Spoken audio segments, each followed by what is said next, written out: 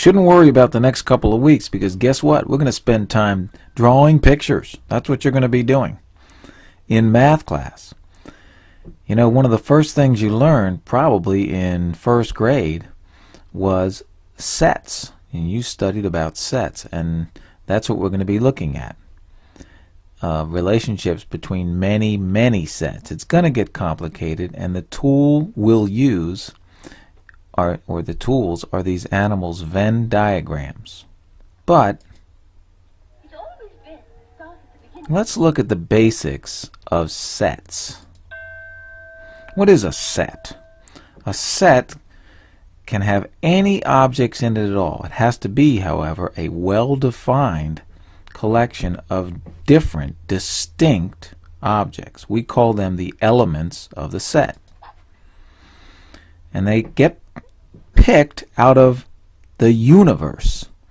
We'll always use a capital U for that. Those are you only get to pick elements out of the universe of that problem. Okay, and we'll always define the universe for you. Okay, here's some examples. Set A, set B, set C, set D. And we'll always put sets in French brackets. Now, the elements of a set are the members. And we have a symbol for that. This is red, it's an E. 3 is an element of A. And as you can see, 3 is an element of set A. Consequently, we're going to have another symbol, not an element. For instance, 3 is not, the cross out means is not an element of set C. And as you can see, it isn't. Okay, it's okay, it's just that's the statement. Is an element and is not an element. Now we're going to count how many members or elements are in a set, and there's notation for that. For instance, n of A is the number of elements in A, in set A. And the number of elements in set A, 0, 1, 2, 3, is 4. There's 4 members. They happen to be numbers. The number of elements in B, as you can see, is 5. The number of elements in C is 2. Get the idea? Now, we're going to have another word, subsets.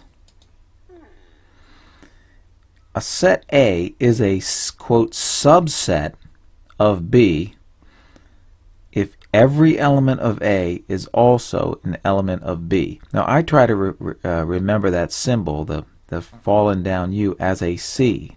In other words, A is contained in B. Means A is a subset of B. A is totally contained in B. Okay? So we would say C, set C, is a subset of set B. And as you can see, the 1 and the 2 are totally inside of B. So C is contained in B, or C is a subset of B. D is a subset of B. You can see that 3 is contained in B. It's a subset. It's a part, kind of. This would be read, B is not a subset of C. B is not totally contained in C. As you can see, it's not. It has to be completely. It only takes one to screw it up. Okay? Now, let's talk about an intersection or intersections of sets. The definition, A intersection B, and that's the upside down U. That's A intersection B, is a separate set. It's a set of elements of all the elements that belong in both set A and at the same time also belong in set B. Let me see if I can give you an example. The intersection of A and B is 1, 2, and 3. Now look at set A and look at set B, and they both have 1, 2, and 3 in them, don't they? The intersection of A and set D is the single element 3. If you look at set A, you see the only thing that's in A that's also in D is the 3. So the intersection is the set that contains the member 3. What about the intersection of C and D? Well, let's look at C and look at D. And the intersection is, well, nothing, but it is a set. So we say, I don't understand.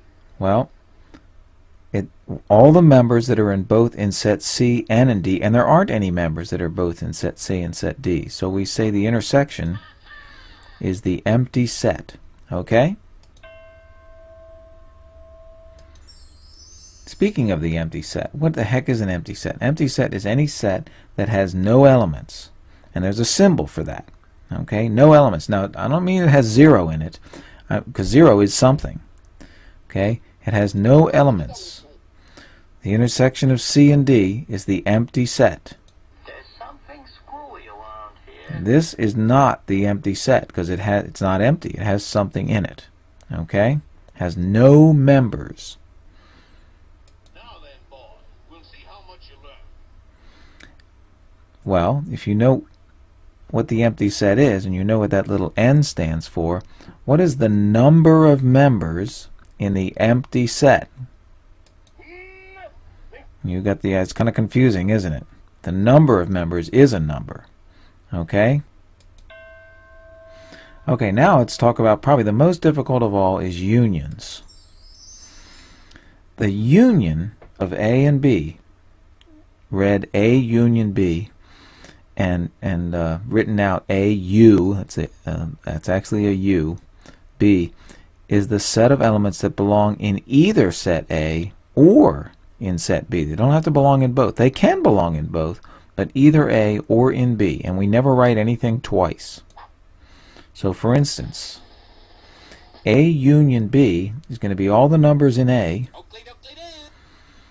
and all the numbers in B. Now notice 2 and 3 are in both, but we don't list them twice. So the union of A and B is 0, 1, 2, 3, 5, 7. See? The union of A and D is going to be 0, 1, 2, 3, and D really didn't add much to it because it was already there. We don't write it twice, so it's 0, 1, 2, 3. I know that, dude. Don't list anyone twice, okay? The union of C and D is just put them together. 1, 2, 3. That's easy, okay? Venn diagrams can actually draw pictures of sets, and that's what we're going to be doing. Pictures of way more complicated sets than C and D and whatever with the little numbers in it. Every Venn diagram is going to have a universe. Now, actually, it doesn't go to infinity, but as far as we're concerned, that's as far as we're going to go. That is our universe. Your universe may just be your house. It may just be your room. Or, who knows, may be your classroom. That's as far as you go. Okay? That's the universe. And it'll always be drawn with a big U inside a rectangle like this. Any of the sets that we try to represent will be typically circles with capital letters. For instance, set A and set B, and there can be other circles, okay?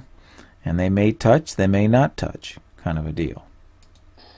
Now if I try to draw a picture of A union with B, I want everything that's in A, right? A union B, it's everything that's in the universe that is either in set A or in set B. Now it can be in both. I didn't say anything about that. But either in A or in B. And I hope you appreciate that's what it's going to look like. If I shade in A unioned with B, I shaded in all of A and all of B, and notice where they touch, I didn't shade it twice. Okay, so that's A unioned with B. The intersection, written A intersection B, I'm going to have to shade everything in the universe that is both in set A and also in set B. Now that's a much smaller area. What area is both in set A and in set B? See the difference between that and the union, I hope.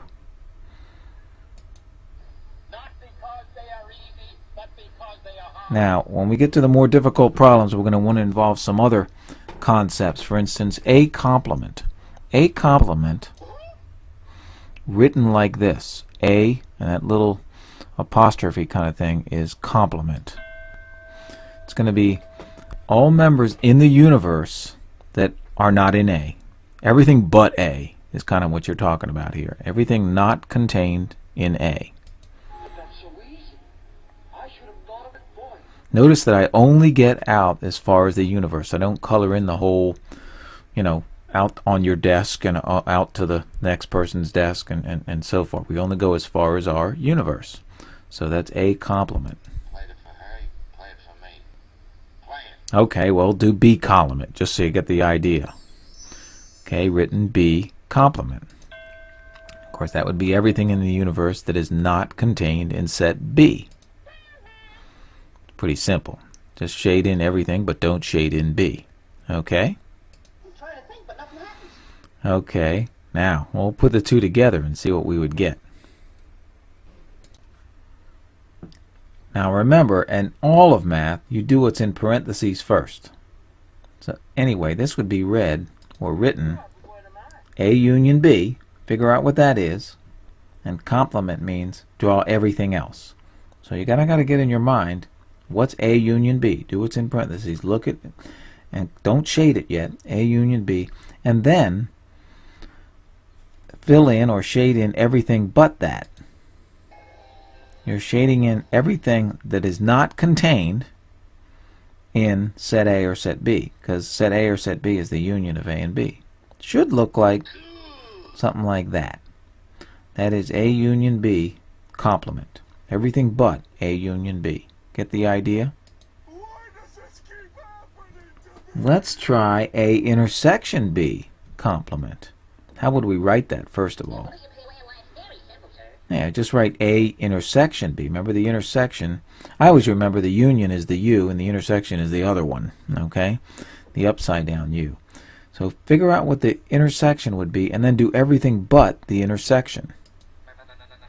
Everything not contained in both set A and set B.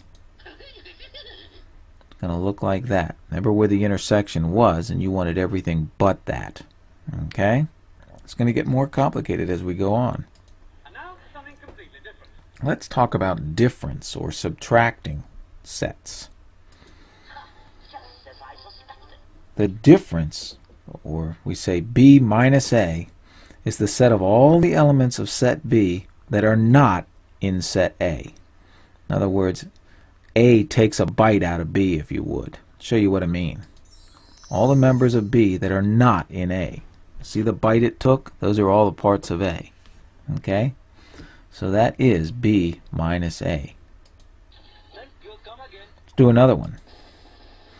What would A minus B be? The set of all the members of A that are not elements of B. See, not so bad, is it? All the elements, that's A minus B. Stop, I can't take it. I can't take it, Jerry. It's too much. It's too Oh, well, if you understand the concepts, I hope they were easy up to you up to this point. Let's try it with 3 sets at a time. Oh, righty then. There's my universe. We'll call that set A, that's set B, and that's set C. Okay? What would A intersection B? I didn't say anything about C, so you can, for right now, you can forget about C. Just A intersection B. Everything that's in A and also in B. Hey, man, check it out. Okay, that's just the way it was before, isn't it? Okay, now we'll switch the letters. Let's forget about A and do B intersected with C. Okay, so just look at B, concentrate on B and C, and what's in both B and C? The set of all members, just in the universe now, that are both in set B and in set C. Any of this sinking in, boy? Get the idea? You say, well, geez, Woody, you're still only working with 2 at a time. But stay with me now. We're going to get complicated pretty soon, but I want you to understand this very well. So A intersected with C would mean forget B. And just give me all the members in this universe that are both in A and in C. Okay, very simple, isn't it? That's the intersection of A and C. Well, what would the intersection of A, B, and C be? In other words, I need all the members in the universe that are in A, and they also have to be in B, and they also have to be in C. Think about it. That's the only portion that's in all three, isn't it? A, B, and C. That's what it means to be the intersection of three sets. What do you think the union of A and B? We did this already. All you have to be is in A or B. Okay, that's easy. And B union with C, all you have to be is in B or in C. Excellent. Okay. And A union with C, all you have to be is in A or in C. You just have to pay attention to what the letters are. Okay? Okay, now let's try all three. A union with B, union with C. Well, all you really do, you think about it, is put them together. Anybody that's either in A or in B or in C, this is going to be easy. As long as you're in one of the three. How do I do it? There it is. Okay, now there's an area on the outside there that isn't shaded in the universe. That's because that area isn't, there's nothing out there that's in A or B or C. It has to be in one of them to be in this union. Okay, now, how about do what's in, we just did A union B union C. What would A union B union C complement be? In other words, Just remember that this thing isn't as black as it appears. this isn't that bad. Wait a minute. Everything not contained in A union B union C. So kind of imagine A union B union C and shade everything else. I'm dangerous. I'm very, very dangerous. That's the idea. Very good. Now, I hope you appreciate we're sneaking up on you here, making it complicated a little bit at a time. If I had given you this one about 10 minutes ago, you might have fainted. So we're sneaking up on you. How about this one? I want you to do what's in parentheses first. A union with B, do that in your head, A union with B, and then subtract anything in C from that. A union with B, Is that your final answer? no, we're going to subtract anything that's in C from that. You're absolutely correct. And that's the answer. Kind of wild, isn't it? This is going to be useful. I'll show you how in a little bit. Something's happened to my brain. It's all dried up. Wait a minute. How about A intersected with B and then subtract C? Got to do what's in parentheses first. A intersected with B. We're not done yet. A intersected with B. Now subtract anything that's in C away from that gray area.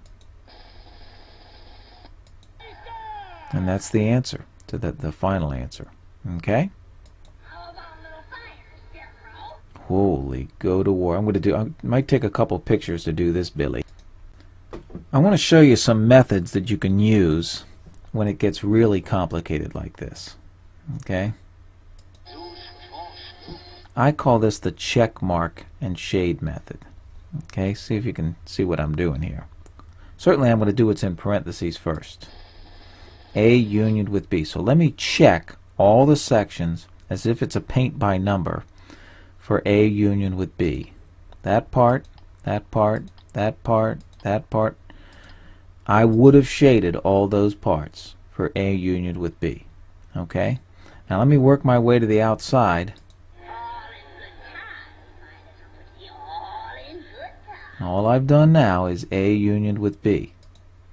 Now I want to do everything but that. I'll tell you what, let me draw another picture and do everything but that. Okay? That's going to be everything but that. And you could have used check marks if you wanted to. I just happened to shade. Okay? Now, I want to intersect that area with C. What portion of what I've drawn here in the second picture is also in C? You can see where the check marks are going to come into play here. I need different colors, and sometimes a check mark just acts as a different color. So that's the area. Okay? Just that one portion where it's yellow and check marked. Now, is that my final answer? I don't know. Not because they are easy, but because they Sometimes these are tricky. I'm supposed to subtract B from that. Well, in that yellow area, there isn't any portion of B. Sometimes an operation has no effect. So don't think, you're doing it wrong when you think you know what you're doing. You probably do. Okay, so to subtract B doesn't have any effect in this case. You've absolutely proved to yourself and to the audience that you deserve to be in this competition. And that is the final answer there. Okay, very good. Look at this one. This is a check mark multiple picture for sure. Okay, that's A minus C. A take away C is going to be this. Right? I got A take away C. Let me do the other one. C complement. I'll do another picture for that. C complement is this, and I want to intersect that with B. C complement intersected with B. What's drawn and also in B is that area. See how we're using the check marks and colors? Okay, so that's that. Now that's the two sections, and I want to union those two pictures together. So basically I shade what's in both pictures. That's the first picture. And that's the second picture. I did have some overlap, but I don't shade it twice. And there it is. That's my final answer in that case. It's quite complicated, isn't it? Does everybody know what time it is? Well, I'm going to ask you to do some on your own. I don't think I'll give you anything more complicated than what I did. But remember the check mark and shade method, and don't be afraid to draw multiple pictures, and always do what's in parentheses first. Okay.